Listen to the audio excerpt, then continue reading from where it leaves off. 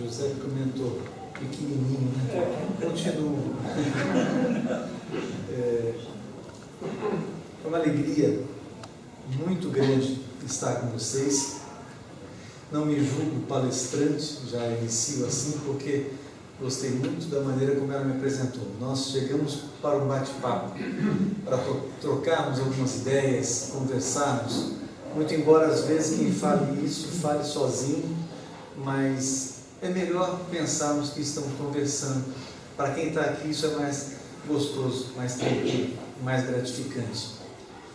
E o aniversário desta casa, para todos nós, representa muito.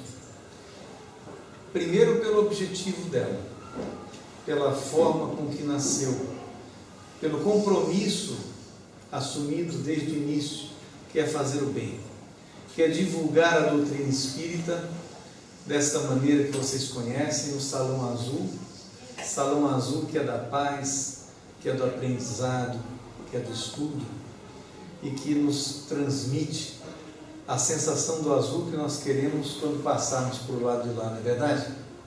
Porque quem aqui vem com a ideia ou o conhecimento ou a certeza de que existe o plano espiritual, de que é para lá que nós vamos e não vamos ficar perdidos por aí, muito menos num cemitério.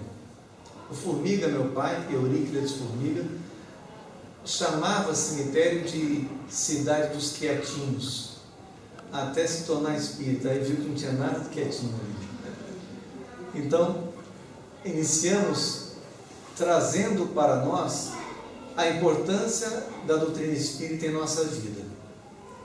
E na vida de cada um, com certeza, aconteceram coisas, situações que foram marcantes para vocês permanecerem na busca do conhecimento espiritual, descortinando o horizonte lindo a cada dia. Mas nós sabemos que o ser humano busca Deus há muito tempo, desde a sua origem. O que busca o ser humano quando diz, quando vem à sua mente Deus? Ele busca louvar a divindade de alguma maneira. E nos primórdios da nossa existência, não sabíamos quem era Deus, não entendíamos de espiritualidade, sementes que éramos deste Deus em crescimento e desenvolvimento nesse planeta, vindo de outros, sem a mínima noção que hoje temos de espiritualidade. Mas este homem do passado, ou mesmo um índio de hoje, louva o trovão, louva Deus de alguma maneira. E é em nome deste Deus que o ser humano cria, vive, semeia o bem ou não, tudo em nome de Deus. Eu gosto de lembrar nesse momento um poema de José Soares Cardoso, um poeta que José conheceu muito, porque frequentou muito o Perseverança e foi quem nos levou ao Perseverança pela primeira vez. José Soares Cardoso era muito amigo de meu pai, Formiga, e nós conhecemos aquela casa levados por ele. E o Cardoso tinha um poema, muito lindo, chamado Onde está Deus? E ele diz assim: onde está Deus? Pergunta o cientista. Ninguém o viu jamais. Quem ele é? Responde às pressas o materialista. Deus é somente uma invenção da fé. O pensador dirá sensatamente: não vejo Deus, mas sinto que ele existe. A natureza mostra claramente em que o poder do Criador consiste. Mas o poeta dirá com a segurança de quem afirma porque tem certeza: eu vejo Deus no riso da criança, no céu, no mar, na luz da natureza. Contemplo Deus brilhando nas estrelas, no olhar das mães fitando os filhos seus, nas noites de luar claras e belas, que em tudo pulsa o coração de Deus. Eu vejo Deus nas flores e nos prados, nos astros a rolar pelo infinito. Percebo Deus na voz dos namorados e sinto Deus na lágrima do aflito. percebo Deus na frase que perdoa, contemplo Deus na mão que acaricia, eu sinto Deus na criatura boa e vejo Deus na paz e na alegria. Eu vejo Deus no médico salvando, pressinto Deus na dor que nos irmana, eu vejo Deus no sábio procurando compreender a natureza humana. Eu vejo Deus no gesto de bondade, escuto Deus nos cânticos do crente, percebo Deus no sol, na liberdade, e sinto Deus na planta e na semente. Eu vejo Deus, enfim, por toda parte, que tudo fala dos poderes seus. Percebo Deus nas expressões da arte, no amor dos homens, também sinto Deus. Mas onde sinto Deus com mais beleza, na sua mais sublime vibração, não é no coração da natureza, é dentro do meu próprio coração. E José Soares Cardoso, quando declamava esse poema, nós sentíamos nele essa força de sentir Deus dentro de si, de ter a certeza que este Deus existe. E muitas vezes nós pronunciamos a frase de uma maneira não muito correta, porque se alguém pergunta assim, você crê em Deus? Você diz, creio, eu acredito em Deus. E no entanto não é o verbo certo, porque eu não creio em Deus, eu sei que Deus existe. Eu vou fazer a pergunta de outra maneira a vocês. Você acredita que tem fígado?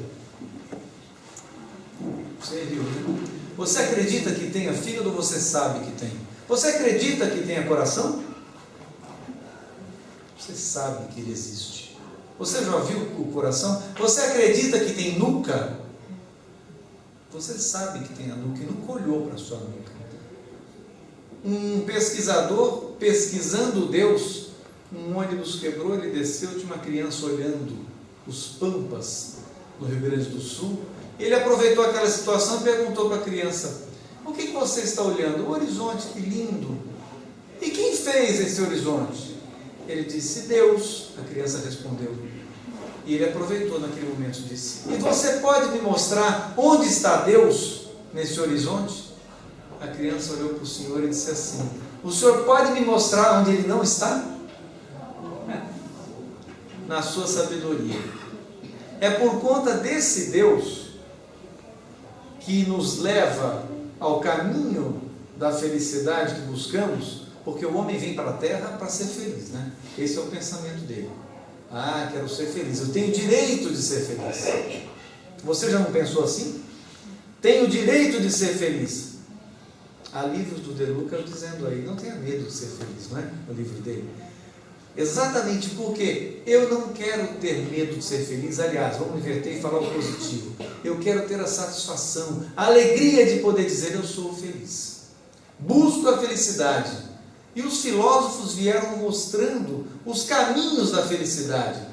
Epicuro, um filósofo grego, disse que felicidade era ter tudo. Então quem não tivesse as coisas não era feliz. E, obviamente, quando um filósofo fala, muitos o seguiram, em busca das coisas materiais. Há quem pensa assim hoje, né? Ainda.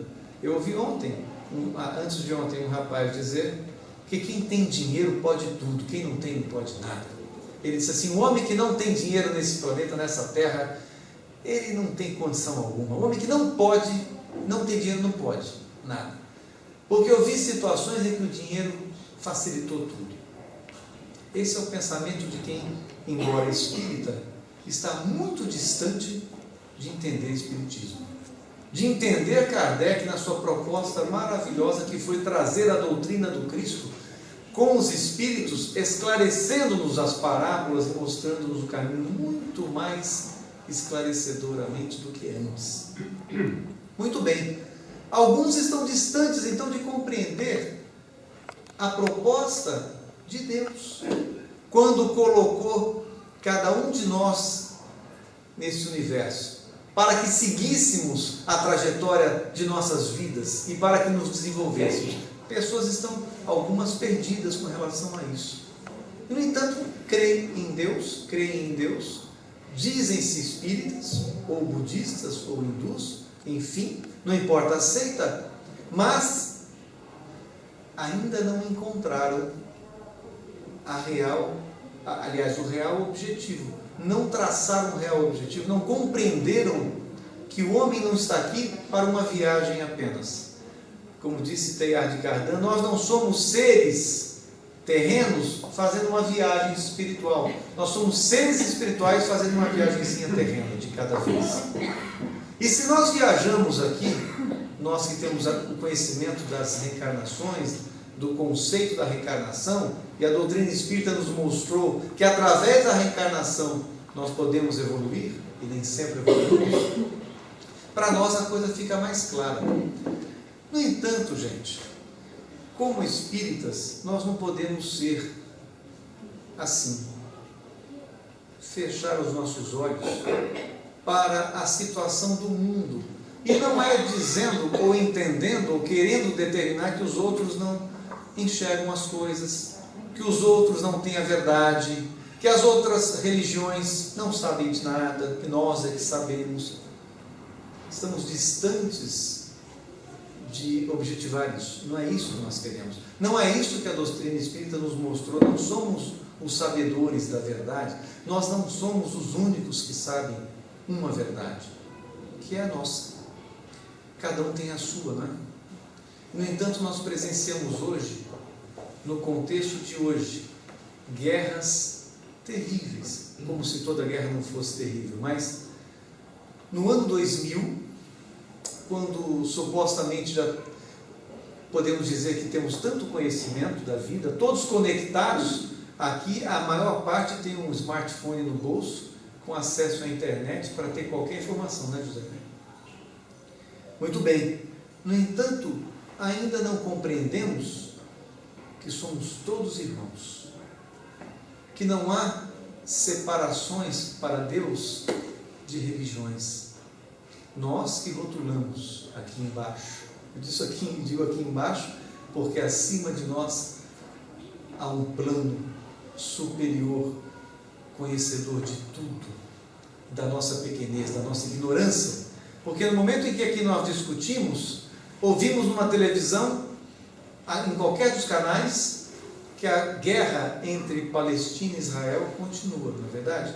E nossas crianças não sabem que desde 1948 essa guerra acontece, na verdade muito antes, mas em 1948, quando praticamente foi declarada, o motivo desta guerra foi declarado por conta de terras palestinas que os judeus tomaram conta, com mais de 300 sinagogas em terras que não deveriam estar. Ou seja, a luta dos palestinos pela terra que lhes pertence, teoricamente, eu nem sei, não há aqui defesa nossa alguma de um de outro, simplesmente entendermos que por conta de terras, o homem começou a brigar desde 1948 e não vai acabar tão cedo, nas terras em que o Cristo pisou. Não são só eles, na verdade essa guerra está declarada entre judeus e muçulmanos, os palestinos. E os nossos filhos hoje, acompanhando os noticiários, não entendem e muitas vezes nos perguntam: mas por que essa guerra entre palestinos e judeus? O que acontece? E muitos de nós não sabemos, não pesquisamos a história e muitas vezes não nos interessa, porque a guerra está tão longe, né? Está tão longe da gente que a gente fala assim: o Brasil não tem guerra, nós estamos num país sem guerra, mas não nos importamos nem o porquê que os nossos irmãos estão brigando. Aí não para por aí.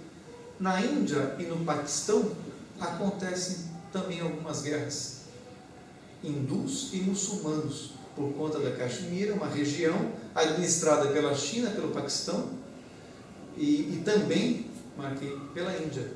Então, o conflito também por terras. E o homem, em nome de um Deus, porque ali, hindus e muçulmanos também brigando.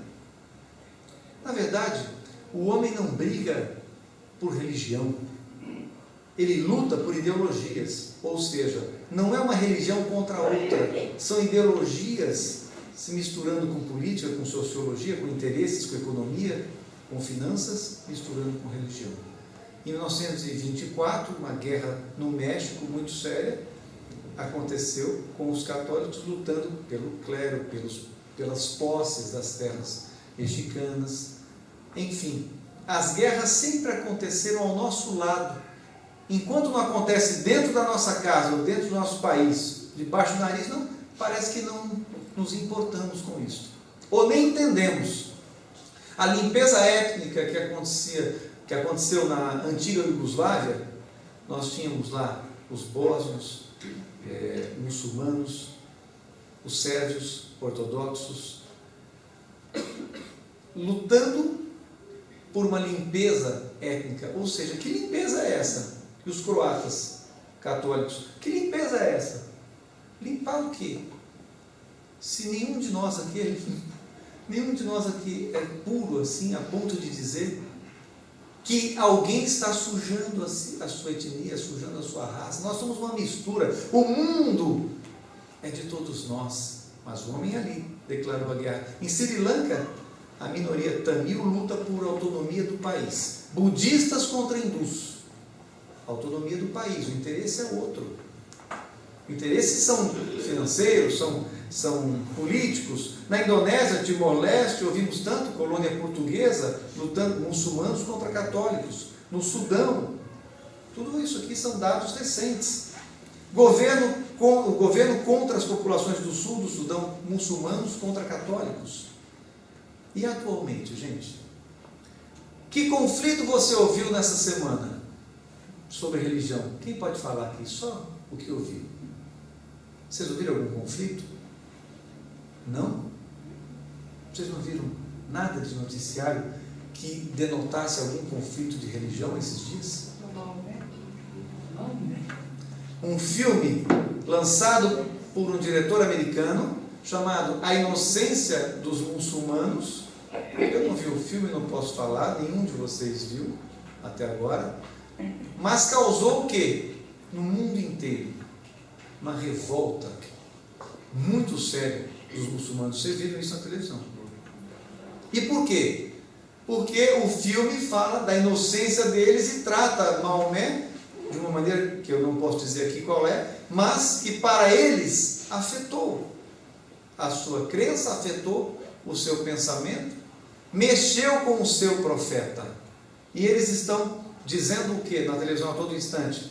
Se falássemos nós do profeta Jesus, vocês não iriam gostar. Claro que nós não reagiríamos dessa forma. Não importa, não podemos julgar o porquê de eles reagirem assim ou assado. Concorda? Não estamos aqui para julgar, mas estamos aqui para entender a que ponto o homem ainda chega em nome do Deus que ele busca compreender. E seja em qualquer religião, eu não conheço muitas profundamente, um pouco de algumas talvez, mas eu não vi em nenhum livro sagrado de nenhuma religião que o homem deve lutar contra o outro, semear o mal, matar o seu irmão. Vocês já viram isso? Não. E muitos muçulmanos que são tidos como para nós, tidos não, mas nós que não entendemos da religião do outro, tocando aqui no caso dos muçulmanos, quanta gente diz ou acha que muçulmano é sinônimo de terrorista? Completamente desavisado, não é verdade? Quem acha isso? Nós não sabemos. Nós não podemos dizer o que não sabemos. O que nós sabemos é que somos irmãos. E que estamos no mesmo planeta, dançando no espaço, em evolução. Não é, José? E que devemos amar nossos irmãos, e que devemos respeitar o estágio em que cada um se encontra, porque nós também nos encontramos num estágio muito aquém do que Jesus espera de nós. Mas vamos nos degladiando por aí, com conceitos, e dentro da própria doutrina espírita. Acontece muito isso. Todos nós sabemos, às vezes fechamos os olhos, fingimos que não sabemos, mas são líderes de vários centros espíritas disputando a verdade, vaidosamente disputando conhecimentos. Tamanho de casas, a minha é mais poderosa que a sua, a minha equipe espiritual meu centro é mais forte. Já diz o Leandro Hassum que centro bom é centro longe, né?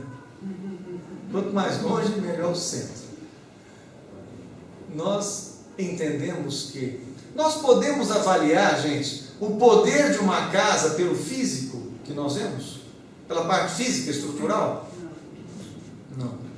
Nós podemos avaliar a capacidade mediúnica de um médium, o merecimento espiritual dele, olhando só para aquela figura, a roupa que veste, o carro que tem, onde mora?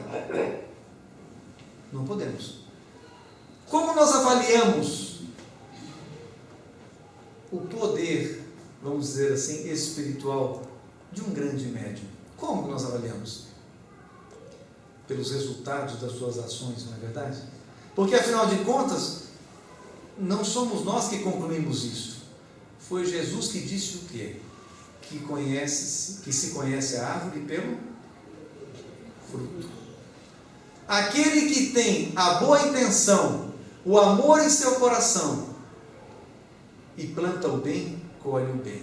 E todos que estão à sua volta vão segui-lo, admirá-lo, recomendá-lo. Por que aquela casa é recomendada e esta não? Porque ali alguém encontrou o caminho, a espiritualidade, as respostas, a cura, muitas vezes. E a cura não é mágica. Ninguém aqui faz milagre nessa casa e em outra qualquer. Não existe isso. O que existe é você estar preparado para receber essa bênção divina, a graça da presença dos seus benfeitores, junto com os benfeitores da casa, que vão manipular os fluidos, o fluido cósmico universal, com o fluido dos médiuns, e poder, se for do merecimento seu perante Deus, você vai ter uma evolução positiva naquilo que espera, seja no campo material da vida, na saúde. Ou seja, aqui estamos em busca do nosso crescimento, em busca do entendimento do que Deus representa para nós a cada dia, Criador desse planeta e de todos os outros e do universo, que nós ainda viajaremos muito nesse universo. Estamos de passagem aqui nessa terra, nesse planeta. Mas, em razão de comentarmos sobre a árvore e o fruto, o médium e o seu poder, a sua capacidade, os seus resultados numa casa espírita, por conta da sua idoneidade, dos seus princípios, da sua reforma íntima, visivelmente detectada por outros, porque é assim que acontece, é que nós percebemos que o mundo, ele é repleto também de irmãos bons, de pessoas que não lutam pela verdade, de pessoas que não brigam pela sua verdade, pelo seu ponto de vista. Há uma passagem de Buda em que alguém disse a ele assim: eu queria entender uma coisa. Ele disse: pois não.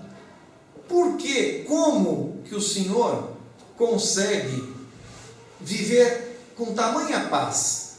Como que o Senhor consegue viver tão bem? O que acontece? Qual é a fórmula para que se viva assim? E Buda respondeu: é muito simples. Eu procuro não contestar as pessoas. Não contesto. Vivo sem contestar. Aí o rapaz disse assim: não é possível. Não é possível que o senhor não conteste ninguém. Não é possível que não haja um momento em que tenha que contestar ninguém. Não é possível. Ele disse: talvez você tenha razão. Não contestou nem ali. Talvez você tenha razão. Há então líderes que não têm a preocupação de firmarem a sua verdade a ponto de causar desarmonia com o outro, com o próximo. É neste que nós devemos nos inspirar, não naqueles que hoje, em detrimento da sua verdade, causam desarmonia e guerras. Claro que nós não nos inspiramos nesses.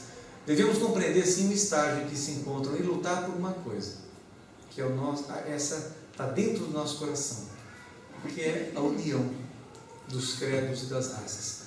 É utópico, Miguel. Não haverá união de credos e raças nesse planeta. Alguém pode dizer. Talvez você tenha razão, não vou contestar, como Buda. Aqui, neste momento, talvez você tenha razão. Acontece que a Terra passa de um estágio para o outro, e nós já estamos hoje entendendo um pouco disto. Essa transição planetária, da qual fala muito bem Divaldo Pereira Franco e tantos outros, a transição já acontece há um tempo. O Chico disse para o Formiga certa vez assim, lá em Uberaba, enquanto trabalhavam na psicografia: Formiga, nós vamos ver tanta tristeza nos próximos 30 anos que vamos preferir não ter nascido para ver. Isso que ele falou, José. Meu pai desencarnou há 29 anos. Quando nós presenciamos um tsunami, isso não é uma tristeza? É a resposta da natureza. E só está começando. Eu não vou dizer aqui que nós acreditamos no 21 de dezembro de 2012, não é isso. Ao contrário, mas como entendemos com essas exposições sobre a transição planetária, hoje o nosso conhecimento qual é? Já acontece essa transição, espíritos já são expurgados da Terra, como outros virão para povoá-la, num contexto muito diferente, em que nós vamos ter a possibilidade de evoluir muito mais se quisermos aqui. E se não quisermos, a passagem sua já está comprada, você vai para algum planeta aí, ajudar lá, com certeza. Mas a chance existe de você ficar, de nós ficarmos e desenvolvermos aqui um outro conceito de vida, que não é o de nos degladiarmos, mas de nos amarmos, como diz o capítulo 11 do Evangelho. Amar ao próximo como a si mesmo. Nós conseguimos isso, gente? Amar ao próximo como a nós mesmos? Estamos distantes também, né? Eu vi uma pessoa dizer assim outro dia: eu vou comprar muita água e alimento e vou estocar, porque vai acontecer alguma coisa aí em 2012. Eu vi alguns e-mails na internet falando sobre a escuridão, alguns meses, eu não sei, vou estocar alimento.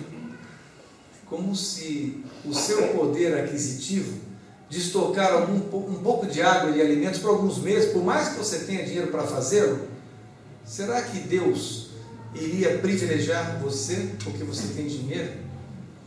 Se algum cataclisma tiver de acontecer para levar daqui, para diminuir a população e levar daqui espíritos que não estão se coadunando com a evolução vibratória que o planeta precisa, você pode ter alimento guardado e muita água na sua casa e abrir o solo e vai prédio e casa e tudo numa rachadura tranquila no meio do solo. Não é assim que acontece, gente? Quantas famílias, quantos acidentes destes terremotos, vendavais acontecem do Japão a Los Angeles, nos 4 cantos do mundo. E somos nós capazes de dizer: não vai acontecer nada aqui. Olha o frio que está hoje, qual é a data que nós estamos? Primavera. E nós fazendo uma palestra com pullover, paletó de veludo. Está tudo meio transformado. Há razões para entendermos as mudanças. São mudanças climáticas, sociais, políticas. Passamos por mudanças de toda a natureza. E é por isso que o espírita, conhecendo a doutrina como pode, no Pentateuco de Kardec, entenderá o porquê de tantas alterações nas nossas vidas, na sua vida, de tantas dores, porque perdemos as pessoas amadas, perdemos entre aspas, ninguém perde, mas porque passamos pela dor da ausência física, da partida de um irmão, de um filho, de um pai, de uma mãe, após a perda da empresa, após uma traição de um sócio, de um amigo. E aí esse diz assim: meu Deus, quanta tristeza eu passei, será que é justo isso comigo? Por que comigo? E nós diríamos: por que não comigo? Por que só com o outro que acontece uma tristeza dessa? Há um exemplo aqui nessa casa, agora nesse instante, que veio comigo, não preciso apontar, mas ela está aqui. Uma senhora que perdeu, um filho perdeu, eu disse perdeu novamente, não é isso. Meu primo, quantos anos tinha? 20 anos de idade. Falou: mamãe, apronte meu prato que eu quero sair. Era um sábado, né? Apronte que eu quero sair. Eu vou passear, faça um prato de comida para mim. Ela ouviu uma voz assim: é o último prato que você vai fazer para o seu filho. E ela tinha 2 filhos. Naquele instante, se a mãe escuta isso, o que ela faz? O que ela faz? Não saia, meu filho. A primeira coisa, não saia. Vou fazer o prato, mas você vai ficar. Por quê, mãe? Eu quero sair. Não, você não vai, porque a intuição começa a discussão, não é assim? Naquele instante ela fez: eu vou fazer esse prato com todo amor, como fiz sempre. E se ele tiver de partir hoje, vai ser com a minha crença que está nas mãos de Deus, que tudo acontece dentro de um contexto divino que rege a nossa vida, e eu não posso me revoltar. Ao contrário, entrego meu filho com todo amor, como sempre fiz. Esse filho saiu de casa, entrou num ônibus, caiu o Walkman, o outro falou que ele derrubou, que não sei o que era dele, a confusão. Não, mas é meu. Não, não é seu, é meu. Sacou o revólver e matou meu primo dentro do ônibus. Quantos minutos depois do jantar? Umas 2 horas. Umas 2 horas. Essa mãe que está presente aqui, Helena Lapenda, ela foi no Perseverança no dia seguinte.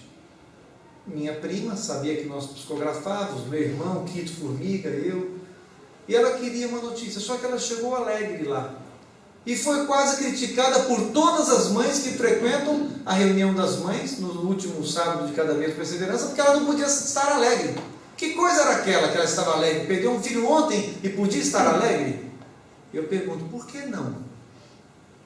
Se ela disse, eu fiz tudo com amor por meu filho, tudo, minha vida inteira, ele não tem culpa, eu não tenho culpa, desencarnou e eu tenho conhecimento da doutrina espírita de anos, eu vou me revoltar agora?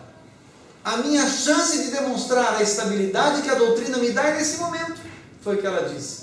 É agora. Ela subiu no palco do Perseverança e disse a todas que ela estava tranquila, que estava em paz. Muitos disseram o quê? É o choque. Está em choque. Está louca. Está em choque. Choque algum.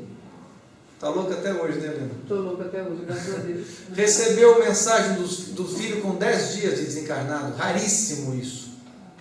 Absolutamente equilibrado, com todo o conhecimento que tinha, e escreveu muitas mensagens ainda.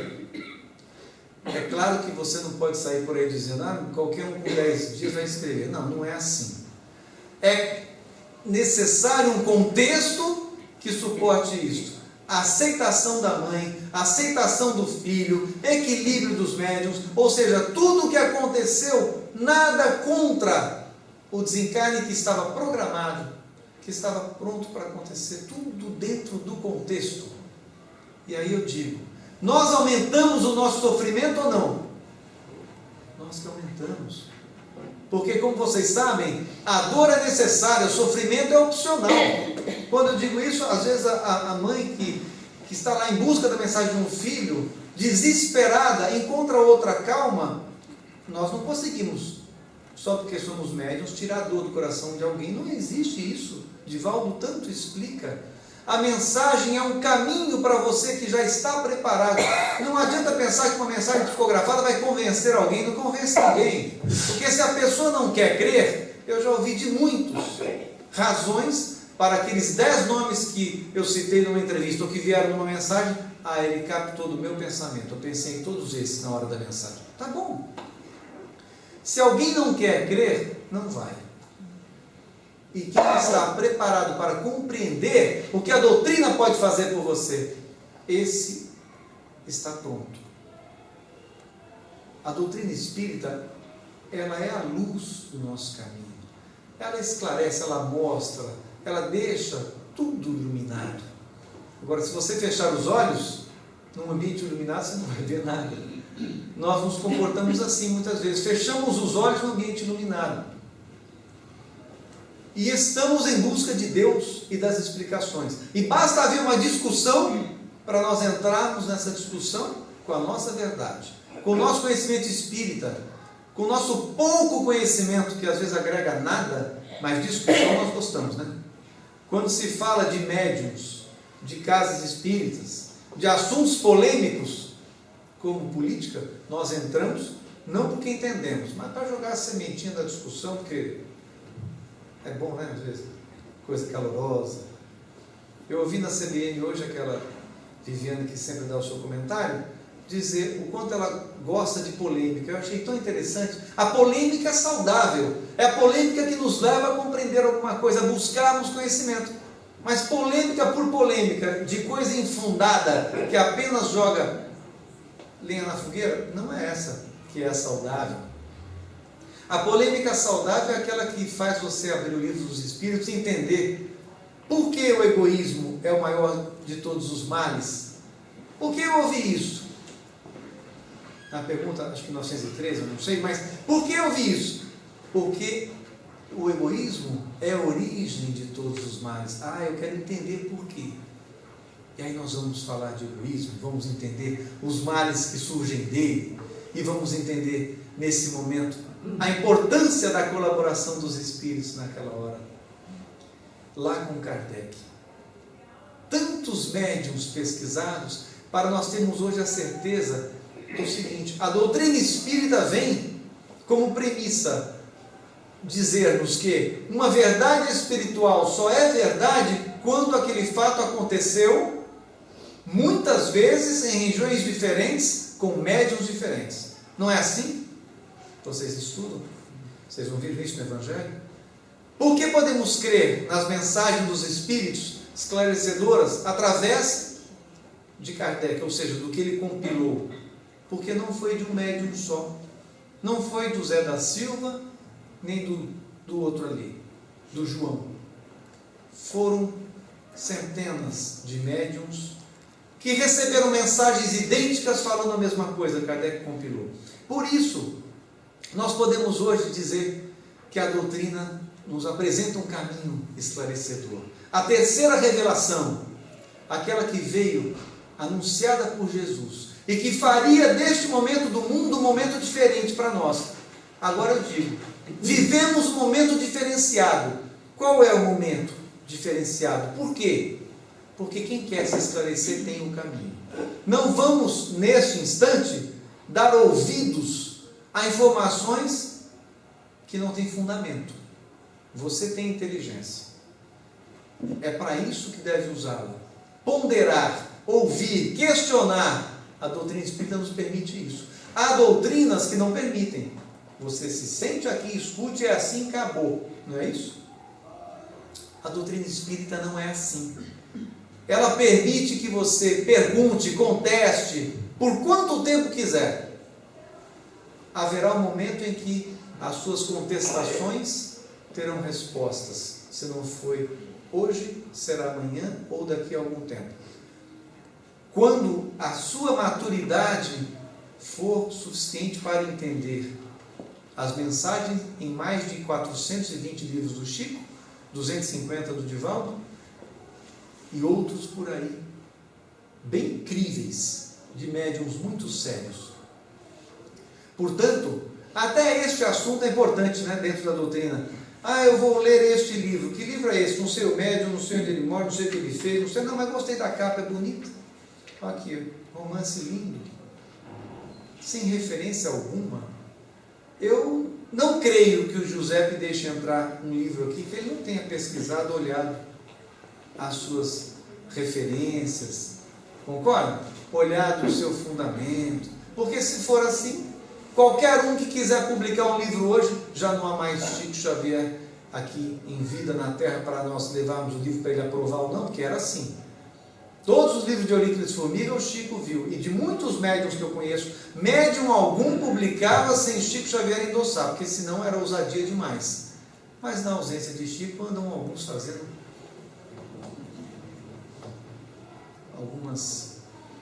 tendo algumas ousadias. E nós não queremos dizer com isso que não sejam sérios ou que não sejam verdadeiros. Não temos o conhecimento, mas o conhecimento que temos nós podemos questionar, nós podemos perguntar, nós podemos ler e comparar.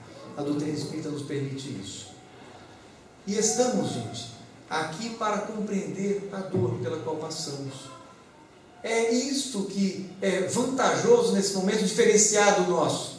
Passar pela dor, sem compreendê-la, sem entendê-la, sem aceitá-la, muitas vezes gera revolta. Eu me revolto porque eu não entendo essa dor que eu estou passando. Agora, quem adentrou esta casa, ou qualquer outra, tão séria quanto essa, numa palestra sobre reencarnação, sobre o perdão, sobre o amor, sobre a união dos credos e das raças, como eu queria falar hoje, ele vai entender alguma coisa. E a respeito disso, eu quero finalizar com uma passagem muito importante do Joaquim Alves, que você conheceu também, né, José? Um senhor que fez muitas capas dos livros do Chico, um artista fantástico, desenhava tão bem, um homem ímpar, que a dona Nena Galva, inclusive, escreveu um livro sobre ele agora, As Cartas do Chico para o Jô, e vice-versa. Maravilhoso livro, expondo tanto amor entre estes dois espíritos vivendo na mesma época na Terra e nos proporcionando esse aprendizado. O Jô ia muito à nossa casa participar do Evangelho no Lar conosco e nos ensinou muito. E uma das coisas mais bonitas que eu ouvi dele foi sobre uma palestra que ele realizou na África, e que ele se preparou muito para aquela palestra. Chegou no país, eu não me lembro qual era, no continente africano. Ele chegou no país, bem recebido, foi para o hotel, e dentro de seus conhecimentos, preparando-se em oração para aquela palestra, numa casa pequena como esta, ele chegou no momento da palestra, o presidente ao seu lado na mesa, e ele viu as pessoas já sentadas, se preparando, mas eram todas brancas. E os negros estavam fora, nas janelas, igual aqui. As janelas abertas e os negros fora para assistirem a reunião. E ele havia escolhido este tema, União dos Credos e das Raças. E ele perguntou a si mesmo, como que eu posso falar aqui? Como que eu vou falar com os negros fora e os brancos dentro? Que história é essa? E perguntou para o seu vizinho, que era o presidente da mesa, por favor, me diga o que acontece aqui. Por que os brancos estão dentro e os negros fora, nas janelas? O que acontece? Ele disse, eu sabia que você iria perguntar isso, João. É que há muitos anos, aqui acontecia o seguinte, os negros, não porque são negros, não sabemos, mas eles bebiam muito. E vinham para o centro embriagados, e incomodavam, estavam realmente embriagados. Então nós estabelecemos que quem bebesse, ficasse do lado de fora. Os brancos não vinham embriagados, os negros vinham. Então ficou isso praticamente rotulado, os negros fora e os brancos dentro, até que eles parassem de beber e não conturbassem a reunião, mas continuaram vindo e assistindo de fora. Aí ele perguntou, mas hoje eles vêm embriagados? Não. Então por que estão fora? O paradigma, né? Acabou. E o conhecimento que foi trazido aqui já foi suficiente para que todos entendêssemos que somos irmãos e que não deve haver esse tipo de ação. E ele disse, talvez a sua vinda aqui seja necessária para nós compreendermos isso, Jô. Vamos abrir esse precedente, vamos realmente estabelecer diferente, aliás. Vamos mudar, que os negros entrem e se misturem a nós, porque somos irmãos. E ele fez esse convite naquela hora. Nós podemos imaginar como se comportaram essas pessoas que estavam fora. Com toda a dificuldade de entrar, ficaram nas paredes, assim, igual vocês, encostados, sem querer chegar. E os brancos, sentadinhos, ninguém deu lugar, né? Afinal de contas, eu já estava aqui, o lugar é meu. E os outros ficaram nas paredes. Mas o jogo já estava bom para ele, ele falou, já entraram, agora eu faço minha palestra. E fez a palestra sobre a união dos credos e das raças. E aquilo foi lindo, a palestra aplaudida, foi muito bonito, e ele voltou para o hotel para agradecer a Deus naquela prece costumeira. E quando ele começou a fazer a prece, um espírito apareceu para ele, um romano lindo, brilhante, olhos azuis, rosto afilado, roupas bonitas, né? Aquele romano muito bonito apareceu na beira da cama e disse, Jô, eu quero agradecer a você. Vim em nome de toda a espiritualidade para agradecer a sua atitude de hoje, porque afinal de contas você foi trazido aqui para isso. E você captou não só o tema, como a ação necessária para que nossos irmãos se sentissem unidos a partir de agora. Era uma tarefa muito difícil. E você fez com muito amor e teve total sucesso. Eu venho em nome da espiritualidade agradecer. E era uma entidade de muita luz. E ele disse assim: sabe por quê, João? Porque na terra as pessoas gostam de nos ver assim, com roupas bonitas, desta forma, com esta imponência. E de repente ele se transformou no preto velho e disse: mas não foi assim que eu conheci Jesus. Não foi como um romano. Eu conheci Jesus sofrendo tudo aquilo que aqueles estão sofrendo. Eu conheci Jesus desta maneira humilde, mais simples em que vivi. E é desta forma que eu quero agradecer você, para que você saiba que não há diferença. Aliás, você sabe, mas agradecendo em nome de toda a espiritualidade, porque sabe esta espiritualidade que o homem encarnado quer ver formas e não coração. E o Jô trouxe essa lição, essa história tão linda, que não é lenda, mas é uma passagem para nós refletirmos. E pouco tempo depois, no Perseverança, Chico Xavier viria para aquela visita costumeira também de final de ano, em que faria a psicografia ao lado da palestrante na época, Dona Guiomar, que faria a palestra, o Chico psicografaria. Mas, no entanto, nos concedeu, e foi muito gratificante, um encontro prévio, 20 pessoas, 25 pessoas com o Chico para responder qualquer pergunta que faríamos. O Chico estava disposto a responder no momento em que ficaríamos 2 horas ali antes da reunião. Imagine que presente, algumas pessoas foram escolhidas, nós estávamos lá. E foi interessante porque uma das perguntas feitas para o Chico foi o seguinte: Chico, e o nosso momento? O que acontece com estes sequestros? A Abílio Diniz acabava de ser sequestrado naquela época. E o Chico não respondeu. Ele foi meio evasivo. E o outro fez outra pergunta, ele respondeu outra, e aquilo ele respondeu en passant, meio sem muita importância. A pergunta veio através de outro logo em seguida: mas Chico, voltando, os sequestros estão nos preocupando muito, está aumentando na sociedade.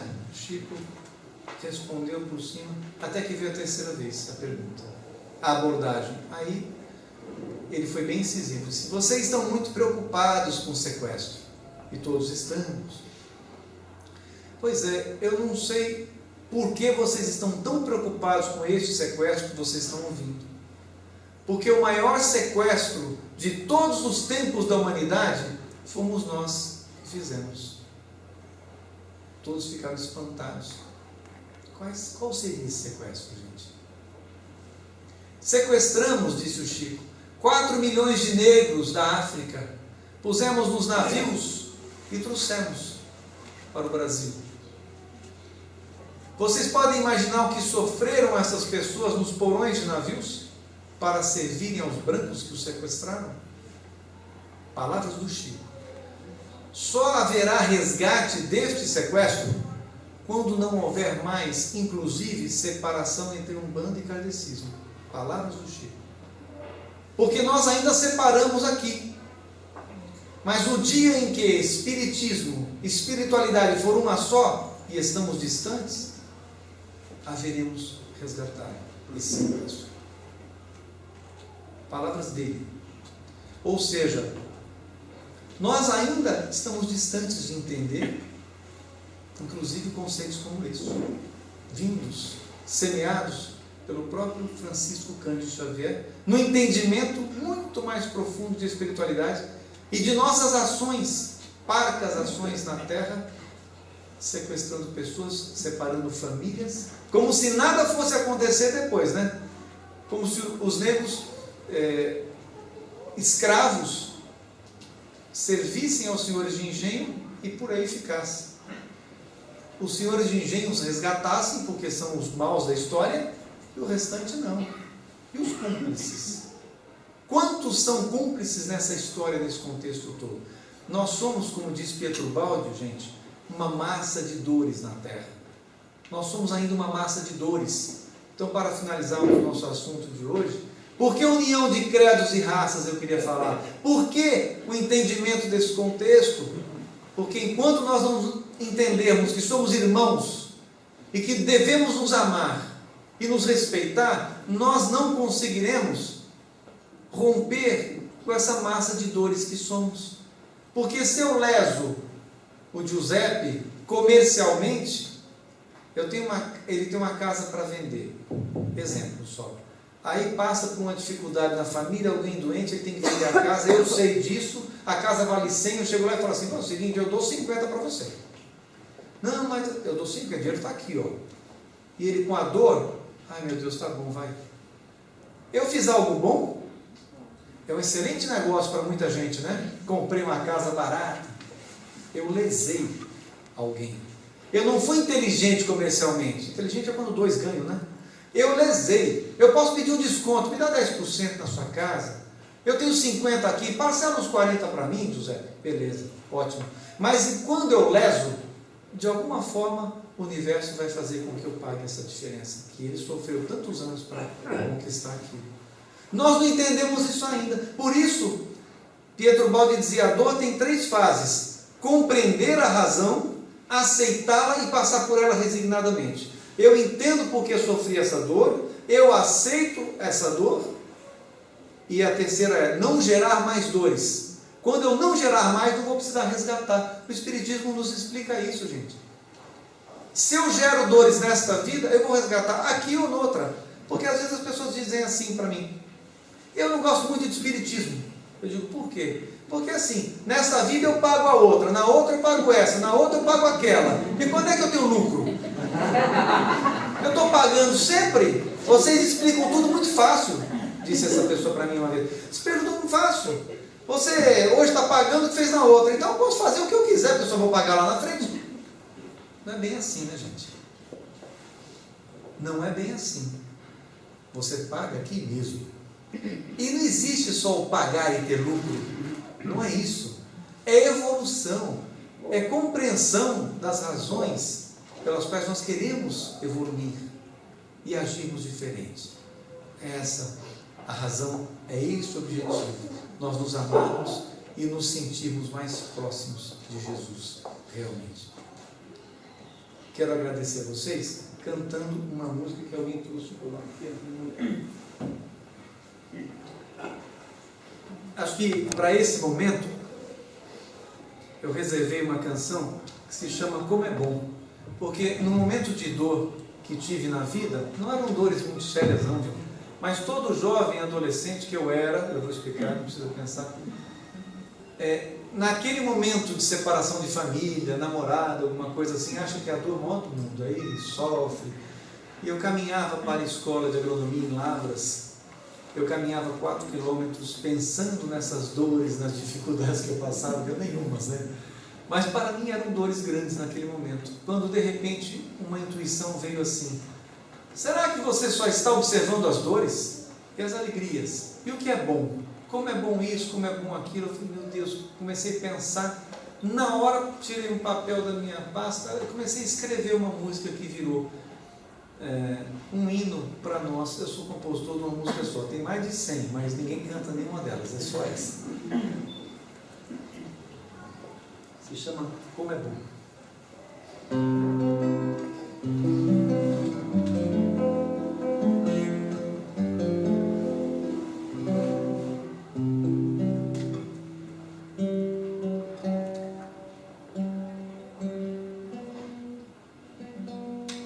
Depois você edita, viu?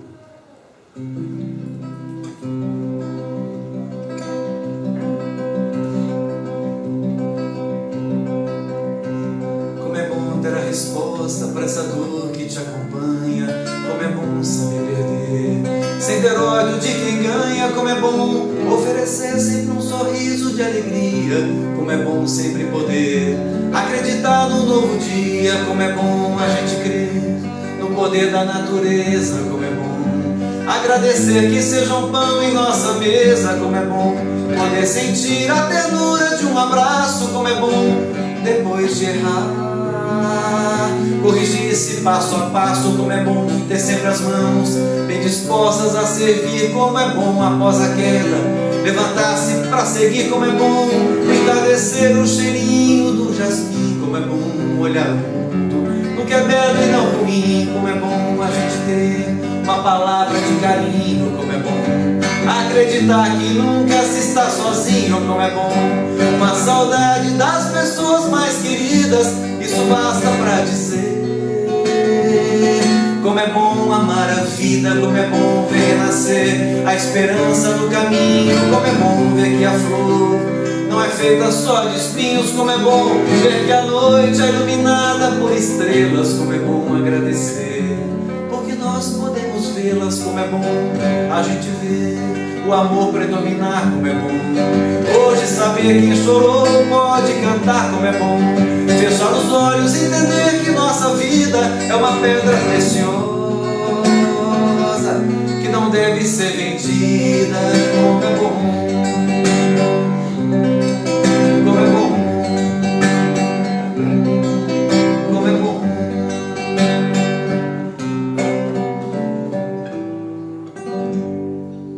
Como é bom estarmos juntos hoje. Muito obrigado.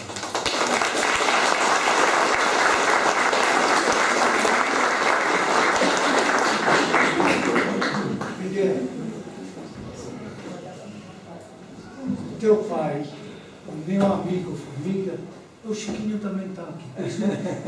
Vamos abraçar. Vamos fazer uma coisa, então vamos cantar uma música para finalizar? Ah, não tem tempo. Obrigado. Muito obrigado.